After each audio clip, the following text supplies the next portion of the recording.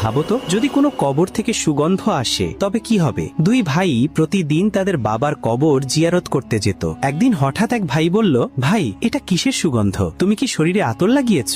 আরেক ভাই অবাক হয়ে বলল, না, আমিও সুগন্ধ পাচ্ছি। তারা ভালো করে চারপাশ দেখলো, সুগন্ধ আসছে পাশের কবর থেকে। দুই ভাই এগিয়ে গেল, দেখলো এক ছেলে সেই কবর পরিষ্কার করছে। তারা জিজ্ঞেস করলো, ভাই এই কবর থেকে সুগন্ধ কেন আসছে? ছেলেটি শান্তভাবে বলল, এটা আমার বাবার কবর। ভাইরা বলল, তোমার বাবা কি কোনো বিশেষ আমল করতেন? ছেলেটি ধীরে ধীরে বলল, আমার বেশি জানা নেই, তবে একটা বিষয় জানি, আমার বাবা কোরআনকে খুব ভালোবাসতেন। সে পড়তে পারতেন না, কিন্তু প্রতিদিন কোরআন খুলে তার উপরে আঙুল বুলাতেন ভালোবাসা নিয়ে। এই কথা শুনতেই ভাইদের মনে হলো যেন চোখের সামনে মাটি ফেটে গেল। তারা দেখলো কবরের ভেতরে এক বৃদ্ধ লোক কোরআন তেলাওয়াত করছেন। কবরের ভেতর আলো ঝলমল করছে। বৃদ্ধ লোকটি হাসি মুখে বললেন, বাচ্চা, যে কোরআনের প্রতি ভালোবাসা রাখে, আল্লাহ তার কবরকেও আলোকিত